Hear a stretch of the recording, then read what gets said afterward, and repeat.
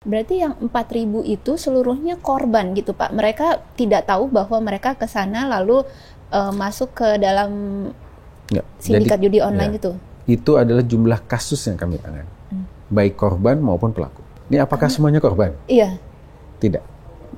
Dari 7.600 yang teridentifikasi korban TPPO sekitar 1.500. Malah lebih banyak pelakunya jadi Pak. Jadi dia sudah addicted dengan judi online pada saat di Indonesia. Pada saat dia sampai ke Jepang, dia terima uang banyak. Iya. Makin parah kecanduan judi online-nya, uangnya habis, dia sudah pinjam temannya sana-sini, akhirnya merampok. Berarti penyakit lama dibawa ke luar negeri gitu Pak? Nah, itu. Karena begitu banyak spekulasi yang ada di publik ya, dan bahkan sebenarnya kami sangat menyayangkan foto jenazah itu, rasanya kan kode etik kan harusnya tidak boleh ya, kan itu kan bisa dilihat anak-anak juga.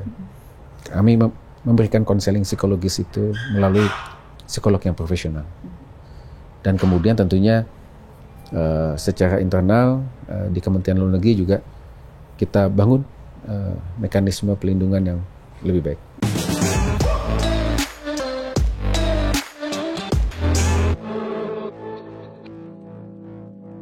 Durasi, Dua Rasa, Dua Sisi, dan Bintang. Kita sekarang ini lagi ada di kantor Kementerian Luar Negeri dengan narasumber kita yang singkatnya nih Tang, kalau ada masalah dengan WNI di luar negeri, pasti kita harus langsung menghubungi narasumber kita ini. Dan Sobat Media Indonesia, kita sedang bersama dengan Direktur PWNI Yuda Nugraha. Selamat pagi Pak. Selamat pagi Mas Ivan, Mbak Bintang. Terima kasih Pak, ini kami udah diterima di sini Pak. Ini kehormatan buat kami juga sudah dikunjungin. Kita malah yang terhormat. Mas Ivan, Mbak Bintang. Terima kasih Pak. Tang, ada yang mau langsung Bintang mau tanyakan? Ini masih terkait rame-rame tadi malam nih Pak, terkait dengan di Jepang ya? Di Jepang, pekerja migran di Jepang, disebutkan kan memang belakangan ada beberapa kasus juga, ada yang terlibat kasus kriminal, terus ada suatu kelompok pencak silat begitu ya, membuat aktivitas. Nah itu warganet nih ramai katanya ada rumor tahun 2026 pemerintah Jepang sudah tidak lagi menerima pekerja migran Indonesia. Walaupun tadi malam saya juga ngikutin soalnya tadi malam KBRI di Tokyo sudah mengklirkan itu. Tetapi sebenarnya nih mungkin Bapak bisa menjelaskan lebih lanjut seperti apa sih pemerintah Jepang itu? Apakah memang mereka sekarang jadi rada Parno? Iya sama pekerja Indonesia atau bagaimana Pak? Ya, makasih Mbak Bintang, Mas Ivan. Menarik ya ketika kita mencermati bagaimana pola-pola kasus yang terjadi di luar negeri yang terkait dengan warga negara Indonesia. Terkait dengan kasus yang ada di Jepang, memang kami mencatat ya ada peningkatan kasus. Seiring juga semakin banyaknya warga negara Indonesia yang tinggal dan bekerja di Jepang.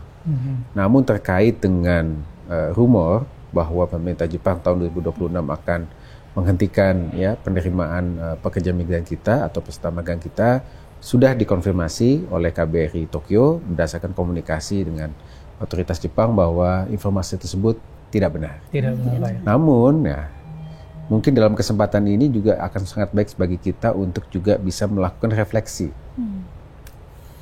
Tadi kami sampaikan bahwa jumlah warga negara kita di Jepang memang meningkat ya dari tahun ke tahun. Dan kemudian jumlah kasusnya pun meningkat. Seperti itu. Ada yang pekerja migran kita yang merampok gitu ya.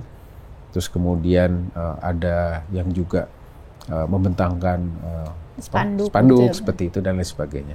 Dulu di Osaka juga ada yang dalam viral itu duduk-duduk menghalangi jalan dan lain sebagainya. Ada beberapa informasi yang benar adanya seperti contoh tadi yang kasus warga negara kita yang melakukan perampokan nenek-nenek 81 tahun. Korbannya ya? Korbannya seperti itu. Itu benar, itu ada. Namun juga ada beberapa informasi yang tidak tepat. Namun yang ingin kami highlight adalah bahwa kita semua warga negara Indonesia yang tinggal di luar negeri itu punya kewajiban untuk menjaga nama baik bangsa dan negara Indonesia. Jadi setiap warga negara kita itu adalah duta bangsa Indonesia. Jadi duta ini bukan hanya Pak Duta Besar atau Bu Duta Besar yang ada di satu negara gitu ya, dari merepresentasikan Indonesia. Semua warga negara kita itu adalah duta bangsa Indonesia, dan oleh karena itu mereka punya tanggung jawab moral untuk menunjukkan keagungan budaya dari Indonesia. Kita kan terkenal dengan Sopan santun, bangsa yang ya. ramah tamah, sopan santun, ya. Bahkan kita punya di kultur kita ya, di mana bumi dipijak, di situ langit dijunjung. Itu kan sebetulnya punya makna yang sangat dalam, bahwa kita harus ya menyesuaikan dengan budaya setempat, ya, menghormati budaya setempat. Nah, itu yang selalu ingin kami sampaikan kepada masyarakat kita, bahwa mereka punya tanggung jawab tersebut. Ayo sama-sama kita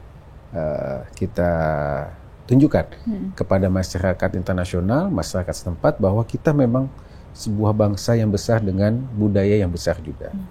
Nah, kami juga mendetek ya, ada berbagai macam akar masalahnya. Nah, ini akar masalah ini yang perlu kita address bersama. Contoh satu, kekurangpahaman mereka mengenai hukum negara setempat dan budaya negara setempat.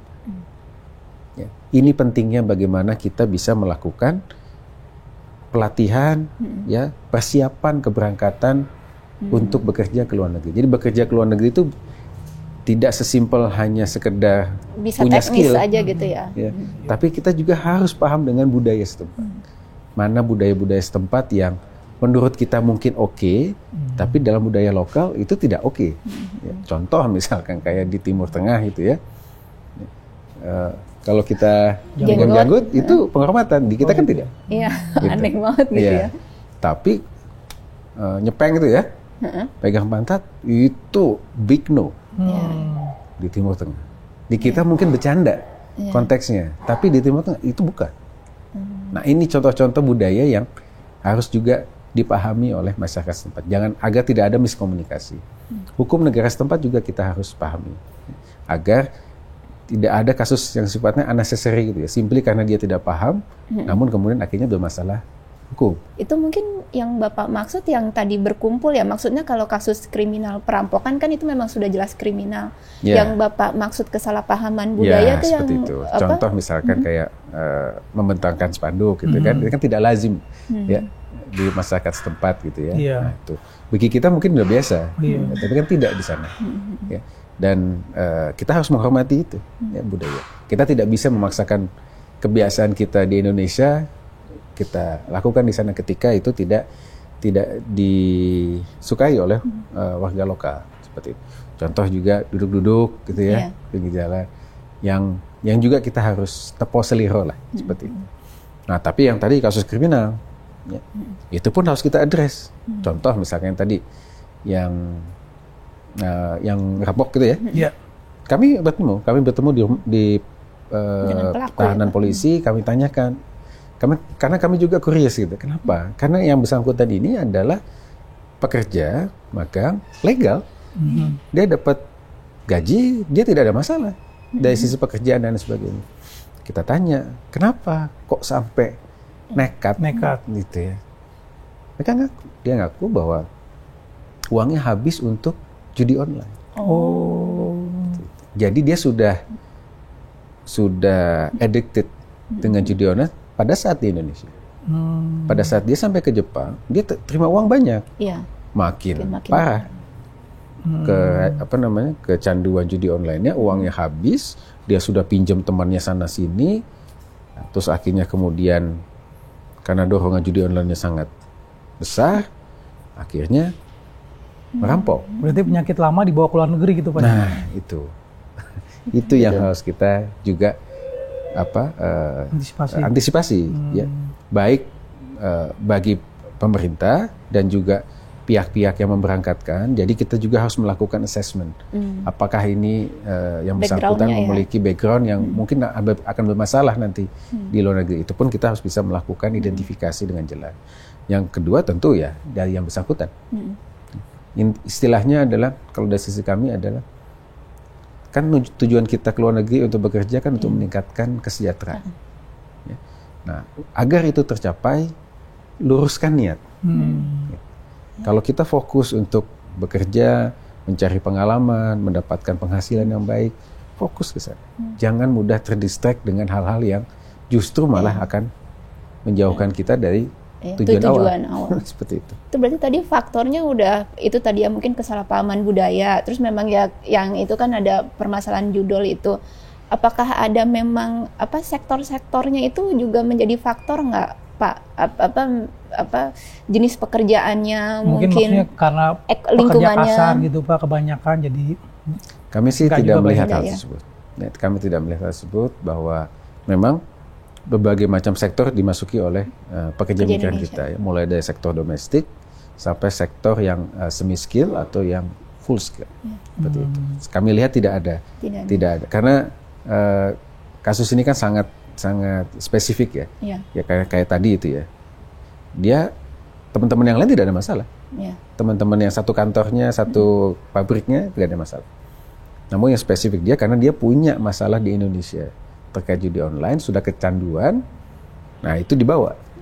Itu yang masalah. Atau mungkin ini kali Pak. Jadi ada image juga kalau WNI kita banyak di luar negeri, banyak juga masalah gitu kayak di Hong Kong gitu. Ini image ya Pak ya. Kayak karakter dasar manusia kalau masih sedikit ya nggak berani ngapa-ngapain, tapi ketika mulai banyak jadi bisa ya, bisa tidak. Bisa ya karena memang ketika tadi secara natural ya, ketika jumlah penduduknya semakin atau jumlah orangnya semakin banyak, ya kemungkinan potensi potensi masalah itu juga akan semakin tinggi. Namun bisa juga tidak kalau kita bisa melakukan langkah-langkah pencegahan dengan baik. Jangan sampai nanti kemudian kesimpulan jadi salah gitu kan. Udah deh, nggak usah tidak boleh kita melarang warga negara Indonesia ke luar negeri gitu ya untuk bekerja karena daripada bikin masalah. Ya nggak juga, nggak seperti itu gitu ya. Karena yang harus kita atasi itu adalah akar masalahnya apa, dan kemudian kita bisa melakukan langkah-langkah pencegahan. Apakah memang lalu pemerintah Jepang itu mengidentifikasi berdasarkan jenis pekerjaan, tapi kan ternyata tidak karena faktornya saja sama sekali istilahnya sangat spesifik gitu ya Pak ya. Justru ya contoh ya untuk beberapa sektor pekerjaan ya, justru warga negara kita itu disukai. Contoh apa Pak? Contoh misalkan jadi caregiver gitu ya. Caregiver ya. Atau bahkan yang domestic sektor juga. Karena orang kita kan telaten ya. Kemudian rajin gitu ya. Nggak banyak komplain ya. Walaupun sebetulnya ini agak tricky ya. Kadang-kala warga kita itu disuruh kerja overtime, ya mau gitu ya. Disuruh kerja yang bukan bidangnya, ya mau gitu ya. Jadi bisa dimanfaatkan seperti itu juga sebetulnya. Karena itu kan bagian dari perlindungan. Dan itu bagian dari hak yang bersangkutan. Jadi bukan berarti lantas mengerjakan sesuatu yang bukan jenis pekerjaannya dan kemudian dia diam-diam saja, jangan. Justru kita harus speak up kalau ada hak-hak kita yang dilanggar. Namun dalam secara umum bahwa masyarakat atau pekerja migran kita itu adalah orang yang rajin, terus kemudian bekerja keras, ya, juga ramah, gitu ya. Itu yang membuat masyarakat atau pekerja migran kita disukai, dan itu menjadi salah satu keunggulan kita. Namun tentu sekali lagi ya, ada berbagai macam potensi masalah ya yang mungkin simply karena sejak di hulunya belum ditangani dengan baik. Tadi itu dia ramah, tapi karena dia tidak paham dengan budaya setempat, kami pernah menangani satu kasus, kami dapat pengaduan, Pak saya diperlakukan tidak manusiawi, gitu. Ini di Timur Tengah. Loh, maksudnya gimana? Gitu kita terima Pak. Iya saya diminta untuk makan, nggak di piring Pak, tapi di tampah besar, bareng-bareng, gitu kan nggak menghormati gitu kan. Nah setelah kita jelaskan kan, ya itu memang budaya negara setempat. Bahkan menghormati banget kalau udah disuruh barengan. Betul, ya Pak ya. Gitu. Saya tanya kan, memang majikannya gimana makannya? Ya bareng-bareng juga Pak. Ya itulah budaya setempat. Jadi dari sisi kita mungkin kalau nggak makan di piring ya yang individual itu, dan apalagi kalau di Saudi di Timur Tengah kan bareng-bareng ya. Kayak bancakan di sini lah ya. Kok kayak gitu sih gitu, kok saya masa nggak dihormati. Nah, muatan-muatan budaya lokal itu yang harus kita berikan pemahaman. Jadi tidak mudah, sangat tidak mudah ya. Don't take it for granted untuk hal-hal yang kelihatannya sepele, masalah budaya, tapi itu bisa menjadi, saya sebut precursor ya, untuk permasalahan yang lebih besar. Gitu, Tang. Jadi 2026 Bintang kalau mau kerja masih aman, Tang. Alih profesi mungkin saya jadi caregiver. Jangankan ke luar negeri ya, kalau kita bisa. Bahkan kita pindah antar daerah saja, pasti kan kita budaya. kan harus menyesuaikan dengan budaya lokal. Buat itu. Apalagi ini ke luar negeri, yang completely mungkin akan berbeda dengan situasi yang ada di Indonesia. Itu tadi Bapak udah sempat nyinggung judol itu. Judol, iya Pak, ini terkait judi online juga nih Pak, kan yang paling marak juga tuh di Kamboja juga kan Pak. Bahkan ada WNI, Bapak sendiri tuh kalau nggak salah waktu preskon tuh bulan Juni atau Mei gitu mengatakan bahwa secara sadar WNI kita bekerja gitu di sektor judi online. Mungkin bisa dielaborasi lagi tuh Pak, seperti apa? Iya. Ini saya dapat sampaikan bahwa kasus WNI yang terkait judi online maupun online scam ini dua hal yang berbeda tapi closely related. Itu terus meningkat. Per Maret tahun ini kami sudah mencatat jumlahnya lebih dari 7.600 yang kami tangani. Jadi kasus yang diadukan dan kami tangani sudah 7.600. Padahal di tahun 2020 ya, KBRI Phnom Penh itu pertama kali kami mencatatkan kasus itu hanya nangani 15 kasus. Saat ini KBRI Phnom Penh total ya 2020 sampai saat ini sudah 4.300. Dan tantangan kita bukan hanya jumlah kasusnya yang melonjak begitu tinggi, tapi juga negara tujuannya. Kalau dulu ada di Kamboja, sekarang sudah ada di Myanmar, Laos, Vietnam, Malaysia, Filipina, dan bahkan sudah ada di negara di luar Asia Tenggara. Kami mencatat ada di Uni Emirat Arab, di Afrika Selatan, dan terakhir di Belarus. Jadi ini tantangannya dan magnitude-nya sangat besar. Dan ini bukan hanya masalah Indonesia. Saya sampaikan bahwa kasus ini bukan hanya masalah Indonesia. Korbannya bukan hanya Indonesia. Ada 59 negara, sekitar 59 negara yang warganya juga menjadi korban di berbagai macam sektor judi online dan online scam ya, di negara-negara tersebut. Nah, yang perlu kita pastikan, satu, kehadiran negara dalam setiap pengaduan kasus. Jadi kita harus pastikan respon cepat ya, dari negara melalui perwakilan Republik Indonesia. Yang kedua, tentu masalah penegakan hukum. Ya, siapa yang bersalah, kita pastikan harus mendapatkan proses penegakan hukum. Berarti yang 4.000 itu seluruhnya korban gitu Pak. Mereka tidak tahu bahwa mereka ke sana lalu masuk ke dalam sindikat judi online itu. Itu adalah jumlah kasus yang kami tangani. Baik korban maupun pelaku. Tapi menarik pertanyaan Mbak Minta. Ini apakah semuanya korban? Iya. Tidak. Banyak kan yang mana tuh Pak? Jadi kalau untuk memberikan gambaran ya kepada Mbak Bintang, Mas Irfan dan juga teman-teman pemirsa, dari 7.600 ya, kami sudah melakukan apa yang kita sebut sebagai screening form identifikasi korban TPPO sesuai dengan Undang-Undang 21 tahun 2007 mengenai pemberantasan tindak pidana perdagangan orang. Jadi dalam undang-undang tersebut ada definisinya apa yang disebut sebagai korban TPPO, korban TPPO. Harus ada 3 unsur, tindakan, cara, tujuan yang harus dipenuhi. Nah, screening form tersebut kami bangun bersama dengan teman-teman Barreskrim Polri, dengan Kejaksaan, dibantu juga dengan IUM. Kita bangun bersama untuk memudahkan teman-teman perwakilan RI mengidentifikasi ini korban atau bukan sih. Nah, berdasarkan proses tersebut, dari 7.600 yang teridentifikasi korban TPPO sekitar 1.500. Oh, malah lebih banyak pelakunya jadi Pak? Ada pelaku, ada yang ya saya sampaikan volunteer bekerja di sektor tersebut. Nah, ini tantangan kita yang terbesar sebetulnya. Kalau kita bicara korban TPPO, kita sudah punya mekanismenya. Ya, kita sudah punya gugus tugas TPPO, ya. Kita sudah punya screening form yang tadi kami sampaikan. Kita sudah punya shelter, ya. Kita sudah punya mekanisme tadi ya, sesuai dengan undang-undang bahwa pembiayaan semua ditanggung oleh negara, bahkan sampai di Indonesia kami serah terimakan kepada Kemensos ada proses rehabilitasi dan reintegrasi. Jadi mekanismenya sudah terbentuk. Nah, tapi pertanyaannya bagaimana untuk yang satu, yang pelaku, yang kedua untuk yang volunteer. Kalau yang pelaku udah jelas, pasti kita akan lakukan proses penegakan hukum.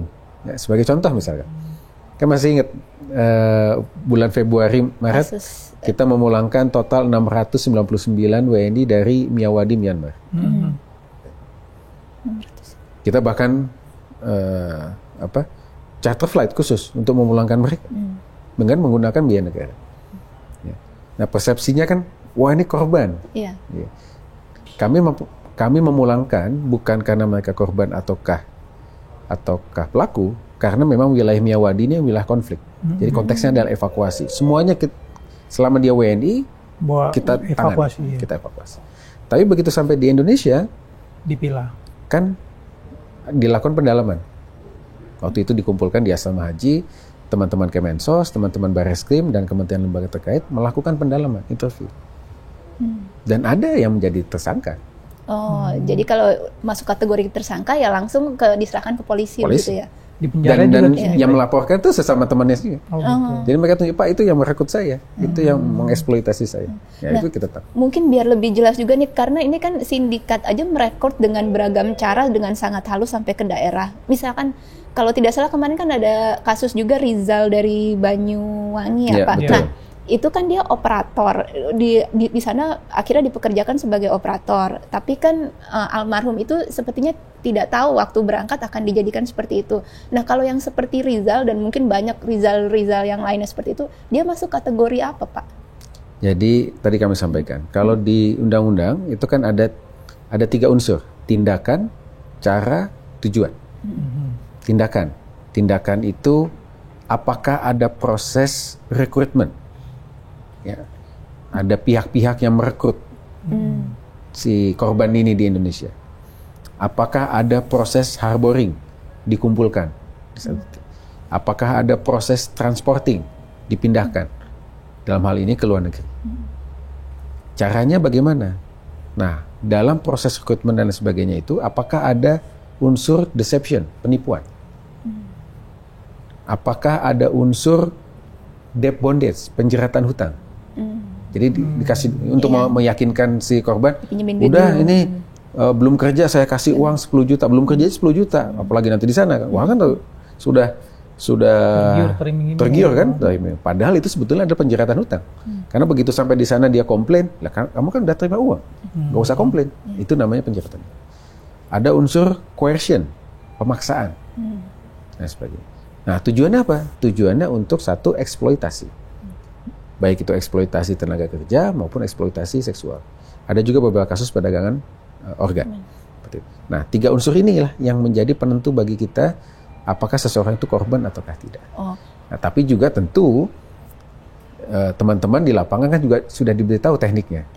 Apakah orang ini menyampaikan berita atau informasi yang jujur ataukah tidak? Kan tentu kita harus cross check.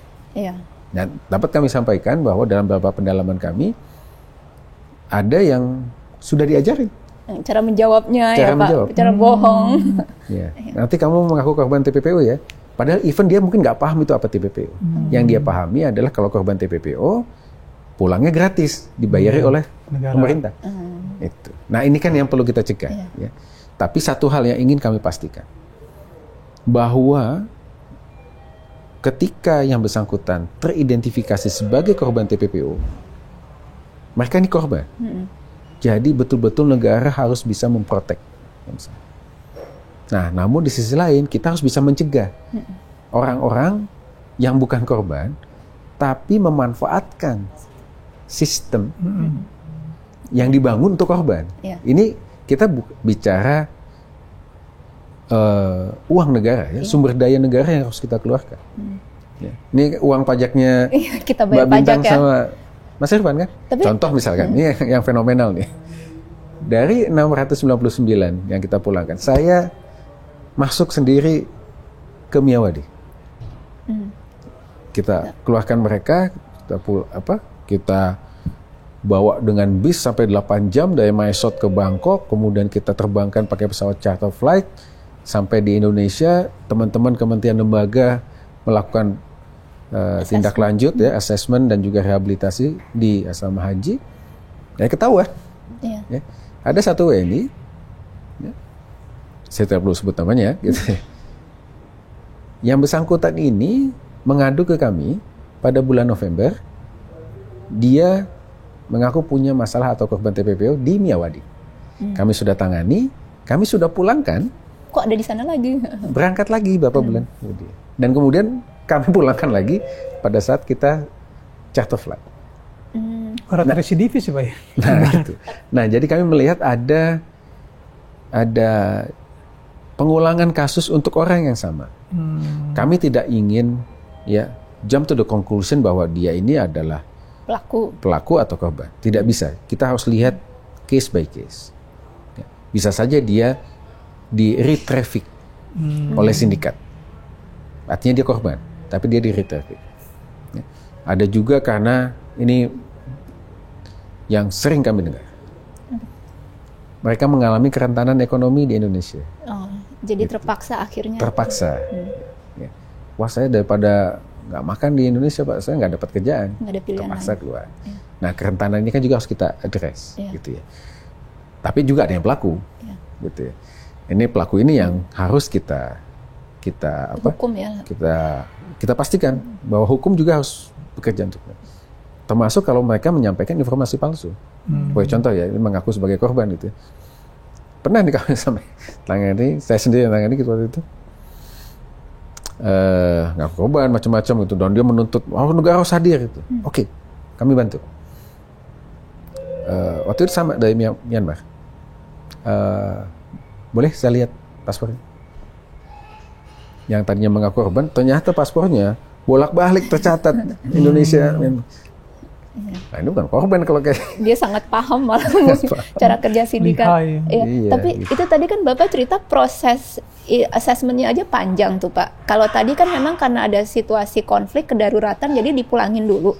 Kalau nggak ada situasi darurat, apakah itu akan dilakukan di sana untuk menghemat uang negara daripada? Nah, contoh kayak di Kamboja. Di Kamboja kan bukan negara konflik. Gitu. Jadi memang konteksnya bukan evakuasi, namun konteksnya adalah penanganan case by case. Teman-teman KBRI Phnom Penh juga waktu itu sempat dikomplain. Kenapa kok kami ada menerima komplain dari masyarakat itu yang mengadu terkait dengan judi online? Kenapa kok nggak kayak di Myanmar? Myanmar tuh kirim pesawat kok, kenapa kami tidak gitu kan? Ya karena beda konteks. Yang di Miyawadi itu adalah evakuasi karena wilayah konflik bersenjata. Jadi apakah dia pelaku atau korban, amanat undang-undang selama dia warga negara Indonesia kita selamatkan. Tapi kalau dia melakukan pelanggaran hukum di Indonesia, ya kehadiran negara untuk mempersekusi mereka ya tetap dilaksanakan. Nah kalau di negara-negara yang aman, ya normal, namun ada kasus, ya mekanisme yang tadi kami sampaikan, screening form, kemudian kita lihat siapa yang bertanggung jawab dan lain sebagainya, itu kita jalankan. Mungkin Bapak bisa juga nih Van sekaligus buat himbauan ya, karena itu kan menyasarnya bukan cuma orang daerah, orang Jakarta juga banyak yang disasar. Mungkin bisa himbauan kepada masyarakat gitu Pak untuk mengenali paling tidak nih supaya saya tidak terjebak perdagangan orang apa Pak, karena seenggaknya kalau dia udah paham ya dia artinya nggak buta-buta amat dan jangan terus nanti dianggap korban kalau memang udah paham tapi tetap ngotot berangkat gitu. Menarik nih Mbak. Jadi kadangkala mungkin masyarakat melihat sering kan membaca TPPO gitu. Wah ini sesuatu yang remote ya, yang tidak mungkin menimpa yang bersangkutan. Itu persepsi itu yang harus kita himbau. Karena berdasarkan catatan kami, saat ini TPPO itu sudah berevolusi gitu ya. Kalau dulu kasus TPPO yang kami tangani, yang kami sebut ya kasus yang ordinary lah seperti itu. Korbannya perempuan untuk yang bekerja di domestic sector di mana di negara-negara tujuan utama kita ya seperti Asia Tenggara ataupun di Timur Tengah. Kemudian dari kelompok miskin, tidak berpendidikan, tidak kenal teknologi, gitu ya. Datang dari daerah terpencil di Indonesia, tiba-tiba langsung dikasih tiket, paspor, langsung berangkat. Yang kasus TPPO online scam completely different. Itu Gen Z. Ini usia berbintang. Pengennya sih Gen Z, tapi udah bukan Gen Z. Tapi nggak apa-apa Pak. Dianggap Gen Z. Saya aja Pak Gen Z lah. Gen Z ya. Yang penting semangatnya masih muda. Jadi tadi Gen Z, usia 18-35 tahun. Berpendidikan. Bahkan kami pernah menangani kasus yang punya master degree S2, jadi korban penipuan. Kemudian dari kelompok ekonomi menengah mereka bisa sampai sekolah, sampai S1, S2. Dan bahkan ada yang sudah bekerja. Sudah bekerja, dapat di Indonesia ada penghasilan, cuman karena kemudian diiming-imingi gaji yang fantastis, berangkat. Jangan wartawan. Wartawan bisa kena juga. Tidak ada yang imun, Mbak. Bahkan kan pernah ikuti kasusnya kan, ada mantan anggota DPRD. Jadi korban. Gitu. Nah, jadi ini yang perlu kita berikan wake up call kepada masyarakat, bahwa tidak ada yang imun menjadi korban TPPO. Oleh karena itu, pahami modus-modusnya dan kemudian lakukan langkah pencegahan yang efektif. Negara punya tanggung jawab untuk melakukan langkah-langkah pencegahan. Tapi kasus ini magnitude-nya begitu besar. Tidak mungkin diselesaikan sendiri oleh pemerintah. Perlu partisipasi masyarakat. Dan peran keluarga sebagai lingkaran pertama perlindungan itu harus dikuatkan. Jadi jangan, ini kan tugas negara, nggak bisa. Keluarga itu punya tanggung jawab ya, untuk melakukan pelindungan yang pertama kali, termasuk langkah pencegahan. Too many cases ya, kami melakukan pendalaman kepada keluarga. Ya. Karena ketika kami menerima pengaduan kan, kami verifikasi dan kemudian lakukan pendalaman. Salah satu yang kami dalami adalah keluarga. Kami tanyakan, kapan dia berangkat ke Kamboja? Waduh, nggak tahu Pak. Siapa yang merekrut? Wah, nggak tahu Pak. Bekerja di perusahaan mana di sana? Nggak tahu juga. Nggak tahu Pak. Pakai apa ke sana? Nggak tahu Pak. Ada kontrak kerja nggak? Nggak tahu Pak. Ada paspornya, kopinya? Nggak tahu juga. Ini keluarga nggak tahu semua. Pertanyaannya adalah, tapi kemudian begitu ada masalah, ada kasus, panik keluarga. Nah, harusnya kan tidak seperti itu. Justru di awal-awal keluarga jangan apatis. Keluarga harus proaktif, bertanya. Ya, masa ada anggota keluarga mau atau bahkan tetangga, ya. teman dekat mau keluar negeri dicuekin kan? Kan jangan kayak gitu juga. Tapi itu bukan bagian dari ininya mereka. Maksud saya, apakah sindikat ini memang menyuruh orang itu untuk diskrit informasi atau memang ini karena keacuhan aja gitu? Ketidakacuhan. Bisa itu terjadi. Tapi kan keluarga kan harusnya ikut memonitor ya. Ya kalau dia mulai kemas-kemas barang gitu kan, kelihatan kan. Ya kita bertanya lah, mau kemana gitu kan. Kita tanya, mau kerja ke luar negeri. Di perusahaan apa? Sudah dicek belum kredibilitasnya? Gampang kan sekarang ngecek kredibilitas. Di search aja di Google pakai AI gitu kan. Kalau itu nggak masuk, nah kita question mark, ini perusahaannya benar nggak sih? Gitu. Kedua, sudah punya paspor belum? Gitu kan. Datanya betul nggak di paspor? Sudah punya kontrak kerja belum?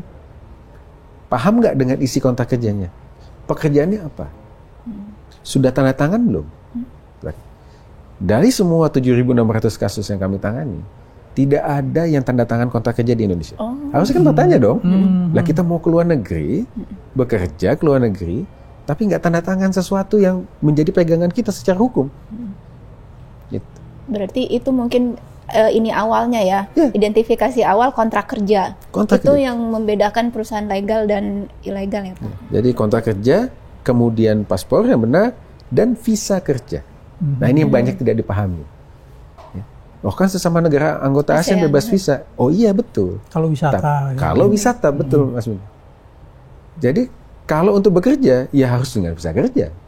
Nggak boleh menggunakan visa wisata untuk bekerja. Itu pelanggaran keimigrasian. Ya.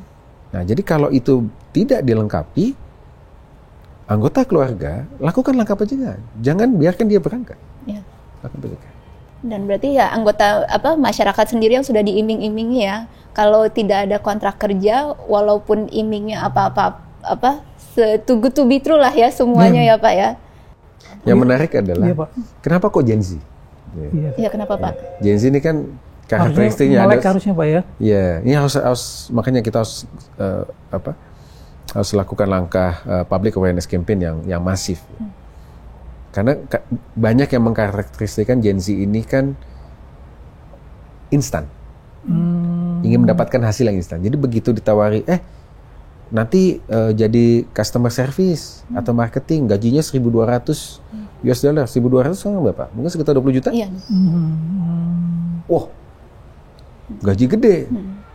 Gitu. Luar negeri pula. Langsung berangkat. Jadi daya kritisnya akhirnya turun. Kemudian kan value-nya kan suka dilihat dari sosmednya kan. Iya. Wah ini kalau bekerja ke luar negeri keren. Jadi nanti bisa foto-foto, flexing, terus kemudian nanti taruh di Facebook gitu ya. Niatnya seperti itu. Nah, akhirnya tidak kritis. Nah itu hal-hal, padahal dia berpendidikan. Gitu. Namun karena dorongan-dorongan yang tadi itu ya, yang ingin cepat, kaya gitu ya, dan kemudian ingin dianggap berhasil agar bisa nanti kalau bisa upload ke sosmednya sudah bekerja ke luar negeri, kan keren gitu ya. Ya itu yang kemudian dimanfaatkan oleh sindikat ini, jaringan. Kalau misalkan dengan koordinasi, misalkan dengan imigrasi Pak, maksudnya kalau pergi kan tadinya itu bukan negara tujuan wisata yang favorit begitulah ya, Kamboja dan Myanmar, apakah bisa lewat situ Pak? Jadi ketika atau memang ya negara tidak bisa melarang itu ketika misalkan sudah berbondong-bondong juga mau berangkat, visanya hanya visa turis gitu, imigrasi pun tidak bisa ya Pak ya mencegah keberangkatan dan ini. Tentunya teman-teman imigrasi sudah melakukan langkah pencegahan.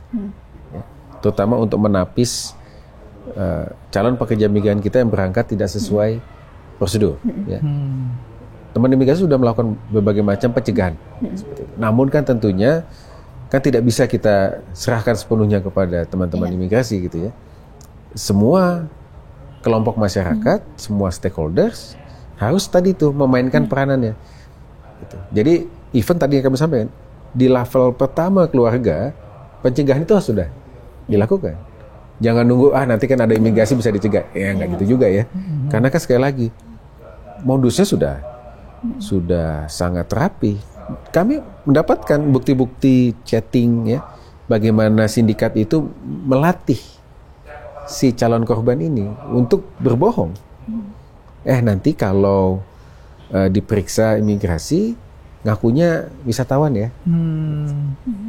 Bahkan ada yang sudah ngasih booking hotelnya di mana, gitu ya, dikasih tempat-tempat tujuan wisatanya seperti itu. Udah diajarin. Nah itu kan salah satu teknik untuk bisa lolos dari proses pemeriksaan. Oleh karena itulah ini perlu kerja bersama kita semua.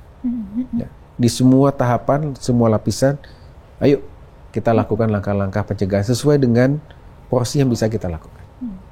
Pak, tapi saya penasaran sedikit. Tadi Bapak sempat singgung soal ada sindikat. Tapi tahu nggak sih Pak, sindikat itu udah kedetek dan bosnya itu udah ketangkap belum sih Pak? Sindikat yang bikin WNI kita ini. Jadi kami melihat ya kenapa ada kami menduga ya. Tentu ini ranah penegakan hukum. Namun dari kasus-kasus yang kami tangani, perusahaan-perusahaan ini saling berhubungan dan berkoordinasi. Contoh misalnya, ada WNI kita yang bekerja di judi online atau online scam di Filipina. Dulu ada namanya Pogo. Philippine Overseas Gambling Operator. Dulu resmi, legal. Tapi kemudian karena banyak kasus-kasus TPPO, pemerintah Filipina melarang. Itu sekitar bulan Juli tahun lalu. Nah, ketika itu dilarang, perusahaan kan tutup. Apa yang terjadi? Mereka direlokasi ke Laos, ke Kamboja, ke Myanmar. Artinya dari perusahaan-perusahaan ini punya cabang di sana gitu juga. Jadi ada korelasi itu. Ya. Kami melihat ada networking ya, yang terjadi. Yang itu mengarah kepada sebuah bentuk sindikasi. Ya. Tapi tentu ketika untuk bisa mendalami siapa pemiliknya, siapa yang melakukan perekrutan, ya, dan kemudian bagaimana uang hasil kegiatan kejahatan tersebut itu bisa ditransfer dan lain sebagainya, itu ya tentu menjadi ranah penegakan hukum. Dan kami sudah bekerja sama dengan erat dengan Hubinter Polri, dengan Barreskrim, dengan PPATK, ya, dengan banyak kementerian lembaga. Enggak, Tang. Ada yang mau kita tanyakan lagi mungkin? Ada dong, masih banyak. Nah, tapi ya gini, Van, mungkin kita tinggal menunggu hari untuk mengucapkan selamat nih, Van, sebenarnya, Van. Sebagai calon dubes gitu ya? Iya, Uni Emirat Arab kan Bapak udah uji kelayakan kemarin kan, Pak, tanggal 5 Juli ya. Ini kayaknya kita nggak enak aja kalau mau langsung ngucapin selamat. Kita mungkin menghitung hari. Nah, Pak, ini kan nanti mungkin negara penempatan Bapak kan permasalahannya ya TKI ya, Pak, ya, perlindungan TKI. Kira-kira bagaimana, Pak? Apa program Bapak mungkin yang urgent nantinya di sana? Atau kerjasama apa yang akan menjadi utama, program-program utama? Ya, alhamdulillah kemarin ya mungkin sudah teman-teman media juga sudah memonitor juga kan, sudah ada proses fit and proper ya di DPR. Alhamdulillah sudah dilalui dan berjalan lancar. Namun sekali lagi proses untuk pencalonan duta besar Republik Indonesia itu kan panjang ya prosesnya ya. Ada proses agremong dengan negara tujuan, terus kemudian ada proses pelantikan oleh Bapak Presiden dan macam-macam proses administrasi. Jadi masih panjang nih prosesnya. Jadi mohon doanya saja, mudah-mudahan lancar gitu ya. Tapi kalau tadi Mbak Bintang menanyakan ya, hubungan kita dengan Uni Emirat Arab itu sangat luas. Baik di sektor ketenagakerjaan, di sektor ekonomi, investasi, ya, pariwisata, connectivity, ya. Itu yang akan kita terus kembangkan ya, dengan Uni Emirat Arab. Dan pastinya Uni Emirat itu memiliki posisi yang sangat strategis di Timur Tengah. Dia bisa menjadi hub. Dan kita bisa menjalin hubungan yang kerjasama yang baik karena dua negara ini menempati posisi yang sangat strategis. Kita berada di jalur perdagangan internasional yang paling sibuk. Uni Emirat Arab juga ada di jalur perdagangan internasional. Uni Emirat bahkan juga berada di jalur distribusi energi dunia. Kita pun juga. Jadi connectivity antara kedua negara ini insya Allah bisa meningkatkan ya, kesejahteraan ya, bagi kedua negara. Itu rencana kami ke depan. Kalau untuk perlindungan TKI-nya sendiri, tapi sebenarnya kalau saya baca-baca juga nih, dia bukan hanya, memang tidak masuk 10 besar negara untuk pekerja domestik kita ya Pak ya, tetapi juga banyak ya pekerja skilled, malah jadi daya tariknya tuh besar untuk dua-duanya. Malah aku pernah baca juga nih Van, ada survei gitu Pak, negara di Timur Tengah yang paling diinginkan oleh Gen Z kalau paling menarik itu kebanyakan ke Uni Emirat Arab gitu Pak. Betul. Jadi penduduk di Uni Emirat Arab itu sekitar 11 jutaan. Hampir mungkin sekitar 9-10 juta itu adalah warga pendatang. Banyak ekspat yang ada di sana. Ya, banyak pekerja migran yang juga ada di sana. Ya, itu kesempatan bagi kita untuk bisa mengisi ya, ruang dan juga menjadi agen pembangunan. Karena memang sangat diperlukan. Ya, jadi kita jangan hanya berpikir untuk mengirimkan domestic sector yang sifatnya low skill seperti itu ya. Ada banyak kesempatan untuk yang skill level. Apalagi di bidang contoh perminyakan ya, di bidang manufaktur dan lain sebagainya. Itu yang harus kita isi. Nah, tentu sekali lagi kesiapan kita di sini. Ya. Tentu kan kita juga tidak ingin bukannya bekerja di sektor domestik itu rendah ya, tidak. Itu adalah tetap sektor yang dapat kita kembangkan dan juga perlu kita proteksi. Namun sekali lagi, ketika kita bekerja dan mengirimkan pekerja migran di sektor formal, skill labor, tentu remunerasinya kan jauh lebih tinggi. Dan yang paling penting, ini is not on, banyak yang orang berpikir bahwa mengirimkan pekerja migran just a matter for remittance. No, itu terlalu sempit. Ya. Pengalaman mereka bekerja di lingkungan internasional dengan etos kerja yang baik, dengan teknologi yang tinggi dan lain sebagainya, itu akan menjadi nilai tambah. Ya, accumulated knowledge yang bisa dibawa ke Indonesia dan kemudian dikembangkan di Indonesia. Itu yang sebetulnya salah satu benefit dari migrasi yang perlu kita kembangkan. Jadi tidak hanya terbatas masalah remitansi, justru adalah untuk pembangunan manusianya. Ya. Si PMI-nya itu berkembang kapasitasnya, dia kembali ke Indonesia, dia bisa mengembangkan hal tersebut di Indonesia, keluarganya juga bisa mendapatkan manfaat, bahkan lingkungannya. Itu. Salah satu contoh ada desa Ngelanggeran namanya. Desa apa, Pak? Desa Ngelanggeran di Jogja. Iya. Itu terkenal. Jadi bagaimana dulu penduduknya bekerja ke luar negeri sebagai PMI, mostly waktu itu banyak ke Korea Selatan, kemudian membawa knowledge, membawa skill ya dari negara tujuan penempatannya ke Desa Ngelanggeran, dia kembangkan desanya. Dan saat ini Desa Ngelanggeran menjadi desa wisata dan bahkan mendapatkan penghargaan dari UNWTO, World Tourism Organization, menjadi salah satu desa wisata terbaik. Itu kan contoh-contoh benefit dari migrasi. Ya. Jadi kami juga ingin memberikan perspektif yang balance. Kadangkala publik kita berpikir bahwa kalau bicara pekerja migran, bicaranya adalah masalah, kasus gitu ya. Tidak selamanya itu. Yang penting adalah bagaimana kita mengelola proses migrasinya tersebut menjadi migrasi yang aman. Nah, ketika itu sudah bisa dilakukan, insya Allah berbagai macam benefit bisa kita generate. Oke. Ada lagi terakhir sebelum kita mengakhiri? Oh, emang kita udah mau mengakhiri? Udah mau hampir 1 jam. Nggak kerasa ya? Pak, mungkin ini terakhir mungkin yang perlu diupdate juga terkait dengan meninggalnya salah satu pegawai di PWNI ini. Mungkin Bapak bisa menceritakan update-nya seperti apa, Pak? Iya. Memang kepergian Mas Daru ini ini merupakan pukulan yang sangat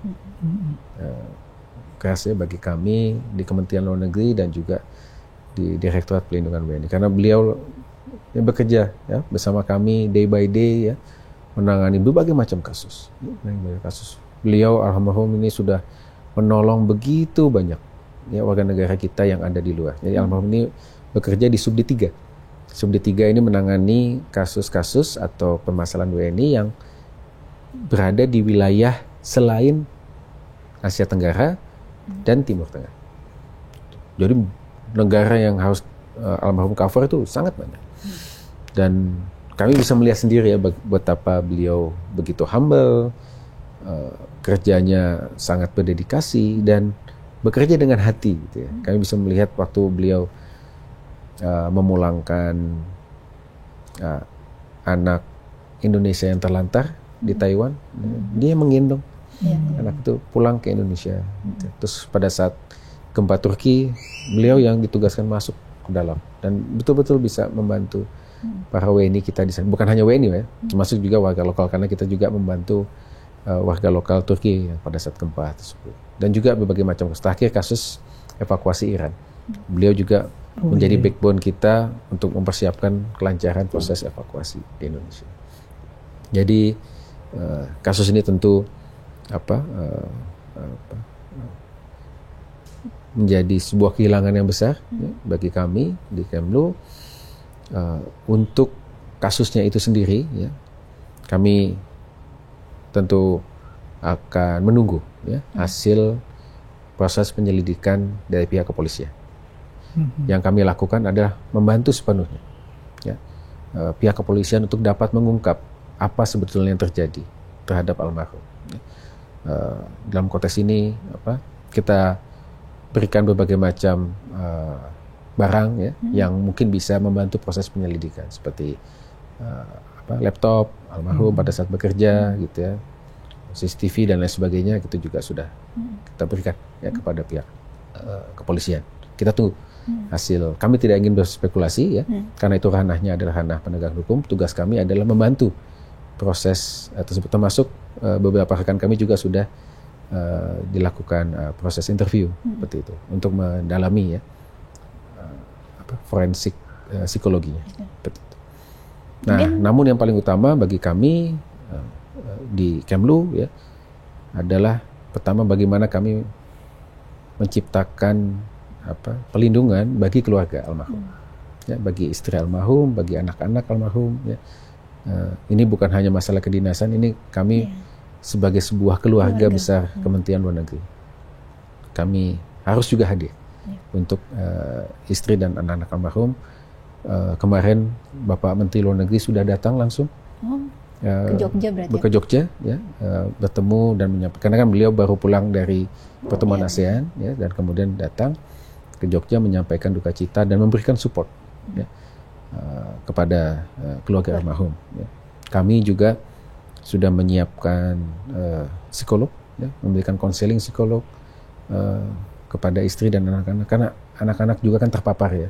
Karena begitu banyak spekulasi yang ada di publik ya, dan bahkan sebenarnya kami sangat menyayangkan foto jenazah itu, rasanya kan kode etik kan harusnya tidak boleh ya, graphic picture itu disampaikan, itu kan bisa dilihat anak-anak juga. Kami memberikan konseling psikologis itu melalui psikolog yang profesional, dan kemudian tentunya secara internal di Kementerian Luar Negeri juga kita bangun mekanisme pelindungan yang lebih baik dan mendukung untuk penyelidikan ini sampai tuntas. Mungkin Bapak melihatnya bagaimana tuh Pak? Dan kita juga berduka ya Pak ya, kami menyampaikan duka mendalam. Terima kasih. Jadi tentunya ini merupakan penyemangat kami ya. Ya, perhatian masyarakat yang begitu luas ya terhadap kasus ini tentu menjadi penyemangat kami bahwa apa yang dilakukan almarhum dan juga dilakukan oleh Kementerian Luar Negeri ya, itu mendapatkan perhatian ya. Sekali lagi tadi, kalau untuk kasusnya itu sendiri ya, kami sangat menyarankan kita tunggu ya, kita tunggu hasil kepolisian, karena tentu kepolisian melihat dari berbagai macam aspek ya, berbagai macam aspek. Nah, namun kami sekali lagi mengapresiasi ya, kami juga banyak mendapatkan support ya, dukungan, ucapan duka cita dan juga encouragement ya dari berbagai macam pihak. Jadi ini membesarkan hati kami yang ada di sini untuk bisa bekerja lebih baik. Sekaligus juga ya inilah tugas kita. Kita sebagai abdi negara tentu memiliki tanggung jawab untuk memberikan yang terbaik bagi negara dan masyarakat, termasuk dalam konteks ini adalah memberikan pelindungan kepada warga negara Indonesia. Memang itu menciptakan tekanan ya. Tekanan pekerjaan, psikis. Jadi tahun lalu saja kami menangani total seluruh perwakilan RI 67.000 kasus. 67.000. Sedangkan jumlah pegawai kan terbatas. Dan kemudian setiap kali menerima pengaduan itu kan ada ini kan masalah ya. Ada aura negatif ya. Dan itu harus bisa kita kelola dengan baik. Karena kalau tidak itu akan menumpuk dan justru malah bukannya dia melindungi, tapi kan justru harus dilindungi. Nah, itu mekanisme pelindung bagi pelindung yang saat ini sedang kami terus kembangkan ya, kepada para diplomat, bukan hanya diplomat ya, seluruh staf ya yang ada di perwakilan RI maupun yang ada di pusat, karena mereka terpapar ya dengan berbagai macam kasus, baik secara psikis maupun secara fisik. Contoh fisik ya, ketika evakuasi itu kan bertaruh nyawa gitu ya. Ya, itu pun harus kita lindungi. Nah, mekanisme itu yang terus kita kembangkan. Sudah ada berbagai macam mekanisme itu. Kita sudah punya in-house psikolog ya untuk bisa memberikan dukungan konseling ya, dan juga tentu langkah-langkah SOP untuk memastikan bahwa setiap penugasan staf Kementerian Luar Negeri dan juga perwakilan RI itu dilakukan dengan cara yang aman. Seperti itu. Itu yang kita kembangkan, dan guidance dari Bapak Menteri Luar Negeri sangat clear di sini. Tapi kalau kasus yang ditangani almarhum itu sudah lama selesai ya Pak ya? Sudah. Almarhum kan menangani berbagai macam kasus, banyak sekali. Tadi itu yang evakuasi, memulangkan anak-anak. Dia memang pernah menangani kasus TPPO, tapi itu bukan TPPO yang di Kamboja. Ini TPPO yang ada di Jepang. Itu tahun 2003 dan kasusnya sudah selesai, sudah inkrah juga. Baik. Mudah-mudahan hasil investigasi polisi ya, penyelidikan segera cepat terungkap dan sejelas-jelasnya. Sama-sama. Baik Pak, sepertinya kita harus mengakhiri nih Pak ya. Bintang juga mau siap-siap ke Jepang. Oh iya? Saya mau ikut Bapak. Dia mah bisa aja Pak. Saya mau jadi duta bangsa yang baik. Saya apa-apa ke Myanmar aja, tapi kontrak kerjanya harus jelas. Nggak apa-apa, tapi saya ke Uni Emirat Arab. Oh iya benar. Jadi, nah itu satu sekali, mumpung masih belum ditutup ya, jadi kesempatan juga. Yang penting adalah ya bagaimana kita bisa melakukan baik itu perjalanan singkat ya dengan aman maupun migrasi ya dengan aman. Nah, langkah-langkah persiapan itu yang harus kita pastikan. Nah, setelah itu pastikan kita punya informasi yang lengkap mengenai negara setempat. Dan yang terakhir, jangan lupa lapor. Lapor ini ke Kedubes ya Pak ya? Kedubes. Karena itu adalah langkah pelindungan ya untuk mencegah timbulnya kasus di kemudian hari. Itu. Nah, kami sudah punya kita ini kan tadi lagu Indonesia Raya selalu kita kumandangkan ya setiap hari Selasa dan Kamis, ini menumbuhkan rasa nasionalisme dan kebangsaan kita. Nah, rasa kebangsaan itu juga bisa kita bawa secara positif di luar negeri ya, dengan bentuk tadi itu memahami bagaimana proses migrasi yang aman. Nah, nanti kalau Mbak Bintang, Mas Irfan mau ke luar negeri walaupun itu kunjungan singkat, Kemlu sudah bikin namanya aplikasi Safe Travel Kemlu. Bisa di-download di App Store maupun di Play Store.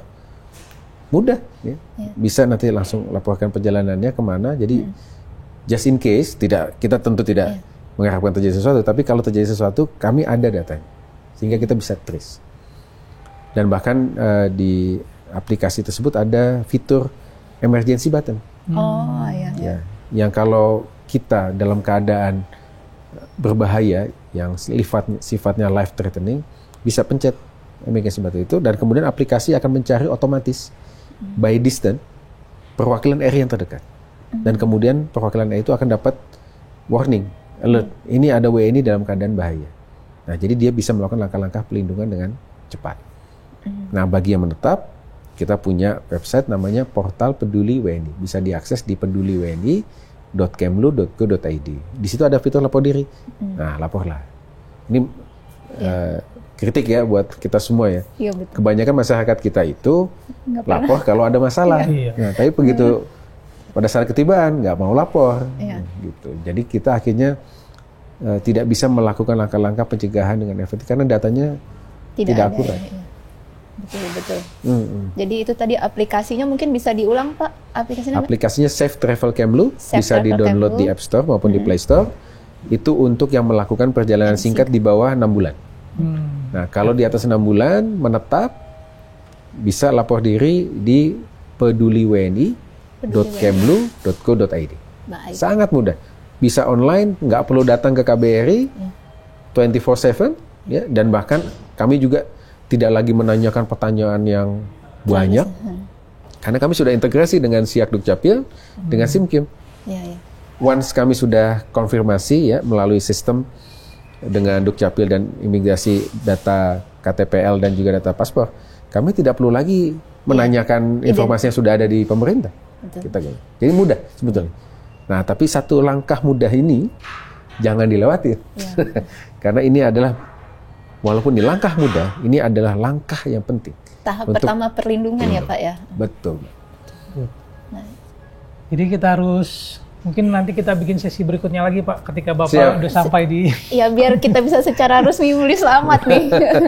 Amin Bunda, minta doanya sekali lagi. Amin.